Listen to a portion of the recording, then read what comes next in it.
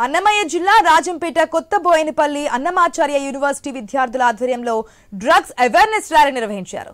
ముఖ్య అతిథిగా జెండా ఊపి ఎస్పీ విద్యాసాగర్ నాయుడు ప్రారంభించారు. యూనివర్సిటీ నుంచి కొత్త బస్టాండ్ మీదుగా పాత బస్టాండ్ వరకు ర్యాలీ జరిగింది. పెద్ద సంఖ్యలో విద్యార్థులు ప్లకార్డులు పట్టుకుని నినాదాలు చేస్తూ పాల్గొన్నారు. అనంతరం పాత బస్టాండ్ సర్కిల్లో మానవాహారం ప్రతిజ్ఞ నిర్వహించారు.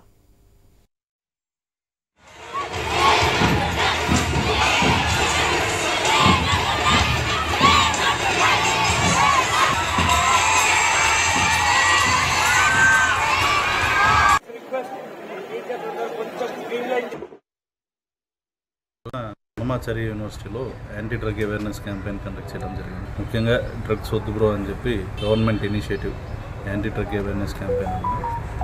సో దీంట్లో భాగంగా ఏంటంటే అన్నమాచార్య యూనివర్సిటీలో మనకి దాదాపు 8,000 మంది స్టూడెంట్స్ ఉన్నారు. ఆ ఉద్దేశంతో we thought it as a good opportunity to interact with students. దానికోసం ఈరోజు వెళ్ళి అక్కడ ఒక యాంటీ డ్రగ్ అవేర్నెస్ ర్యాలీ మరియు స్టూడెంట్స్ని కూడా